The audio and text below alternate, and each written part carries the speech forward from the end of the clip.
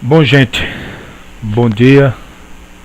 Meu nome é João Cláudio Viegas. Estou aqui nesta segunda-feira para compartilhar com todos aqueles que têm ouvido, né, esse meu vídeos que tem já.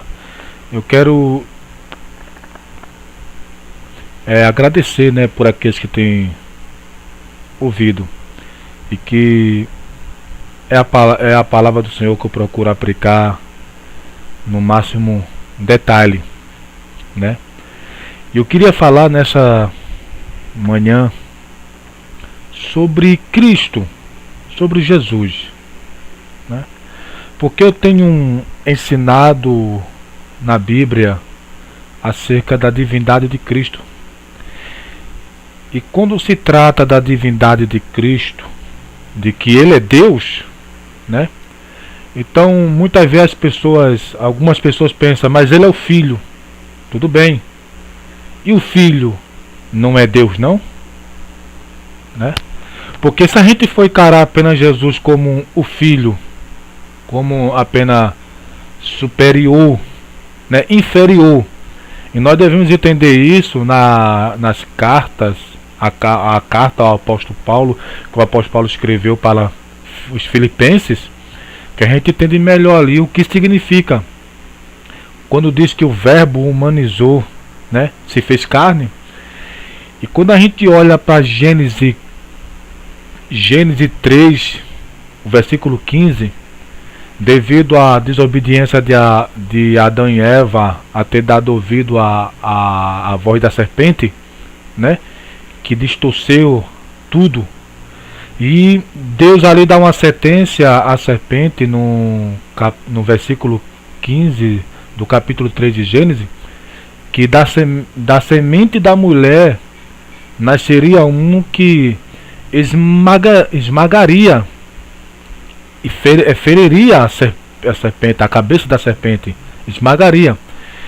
E até então muitas pessoas, ao decorrer dos tempos, não só talvez até mesmo no meio do povo da linhagem de Sete diante até chegar em Israel, principalmente no povo judeu, muitos judeus almejavam um varão, né? Almejavam um varão porque talvez um homem, né, o descendente, né, seria um dos filhos deles, e eles almejavam um varão, né? Muitos judeus ficavam chateados quando vinha ao mundo uma mulher, porque eles almejavam um varão, porque esse talvez seria o descendente que foi prometido ali em Gênesis, que até então esse descendente, Deus fala de um descendente. A descrição desse descendente começa a vir, é claro, através dos profetas que Deus levanta dentro, falando de um princípio. Devemos entender que a promessa ali foi para toda a humanidade, é claro, né? Porque a promessa ali, a promessa da redenção foi dada mesmo antes que o mundo existisse. O mundo que eu vejo ali não está falando do planeta em si, mas sim da raça humana que ainda não existia. Isso eu estou dizendo por compreensão minha à luz da Bíblia. Quando o autor hebreu diz que o sacrifício que já foi elaborado mesmo antes que o mundo existisse, não está falando do planeta Terra, não. Certamente está falando de um contexto que aconteceu dentro do Jardim do Éden, mesmo antes que o mundo existisse, porque até então só existia ali o casal, né? A partir daquele casal, como diz Paulo em Romanos 17, ou Atos dos Apóstolos 17, Paulo falando para os atenienses, que de um só ele fez toda a raça humana. Aí daí tira aquela conclusão que o grande pode gerar Anã, o Anã pode gerar gigante, e vice-versa. De um só Deus fez toda a raça humana. Bom, então Deus preparou, é claro, a gente vê Adão e Eva gerou dois filhos, um chamado Caim e Abel, né? Caim matou Abel. E no capítulo 4, já no finalmente de 2 capítulos, 2 versículos, Adão e Eva se alegrando, né? Adão se alegra porque gerou um filho à sua semelhança, mostrando que o comportamento de Adão não continuou no erro. A gente vê no decorrer dos caminhos de Sete. Aí Sete gera Enos. A partir de Enos começa a invocar o nome do Senhor. E como disse o apóstolo Paulo, que todo aquele que invoca o nome do Senhor será salvo. E os salvos só podem ser filhos de Deus por intermédio de Jesus Cristo, em João 1:12, né? A gente começa a perceber esses fatos, que aqueles filhos ali de Gênesis não eram anjos, eram os filhos de Deus que invocavam o Senhor. Então ele começava a se corromper com as filhas dos homens, treva e luz se unindo. Bom, porque Jesus disse que anjos não procriam. Quando Jesus fala anjos, está falando de seres celestiais. Eles não procriam. Então é uma contradição dizer que foi anjos que gerou homens ali. Então a gente começa a perscrutar, caminhar nesse contexto. O que é que eu estou querendo chegar? Então Deus preparou. Houve o dilúvio, veio Sem. De Sem veio Abraão, de Abraão veio Isaac, de Isaac veio Jacó, as 12 tribos.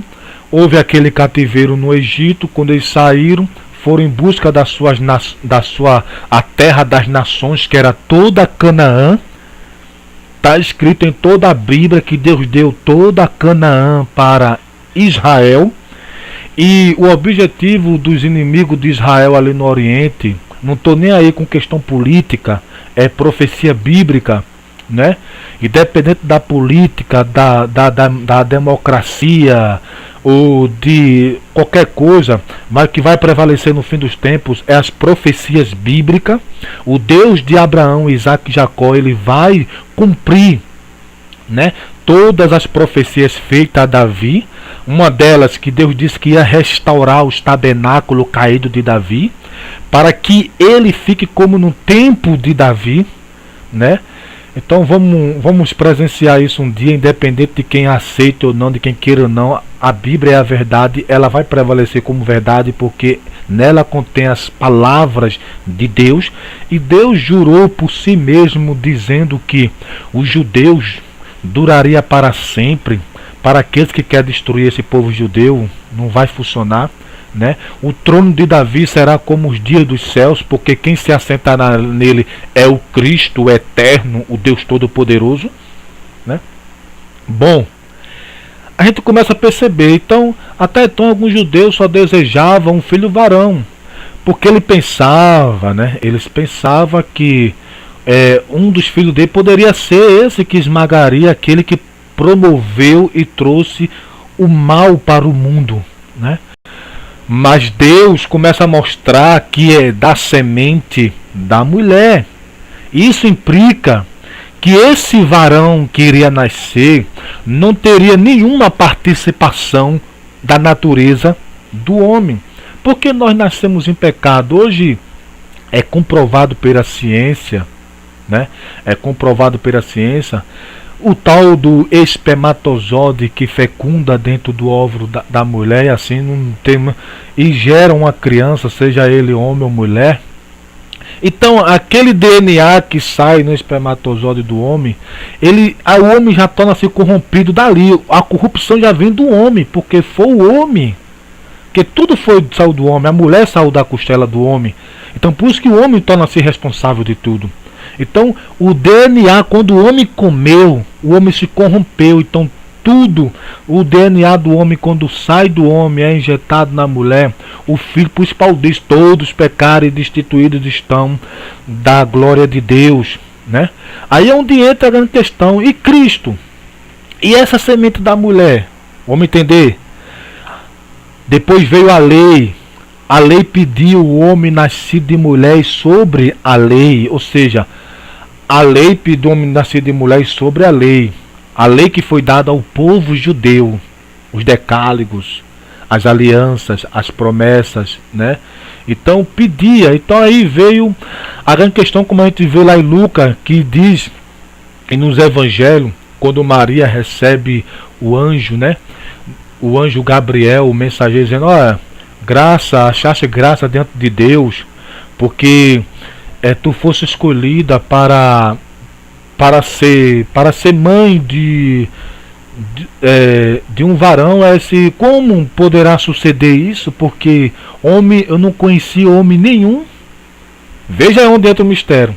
Apenas a mulher seria a portadora daquele que já existia de eternidade a eternidade, como diz os próprios profetas. Quando diz que porque descerá sobre ti o Espírito Santo e gerará dentro de ti um varão, tu porás o nome de Jesus. Mas João já começa a dizer que esse varão é o Verbo que estava no princípio com Deus, era Deus. E o apóstolo João diz que todas as coisas foram feitas por intermédio dele, e sem ele nada do que foi feito se fez. Se tudo existe hoje, seja a humanidade, os céus, as estrelas, as galáxias, tudo existe por causa do Verbo, por causa da palavra, que é Deus. Por isso, é onde entra a grande questão. Quando eu digo que Jesus é Deus porque Ele é Deus, né? Ele é Deus. Então, muitas vezes as pessoas estão pegando aqueles textos que diz assim: não, o Pai é maior do que eu. Vou falar sobre isso, né? O Pai é maior do que eu. Então estou falando aqui da semente da mulher. Eu vou entrar agora da sua humanidade. A sua humanidade. Eu falei quem é a semente da mulher, né? Porque até então as pessoas pensavam que seria um homem comum, que a semente da mulher poderia ser gerado por um pecador. Se fosse gerado por um pecador, ele nasceria em pecado. Mas a natureza dele é divina. É divina. Amém? Então, esse é o primeiro episódio que eu estou falando sobre a divindade de Cristo.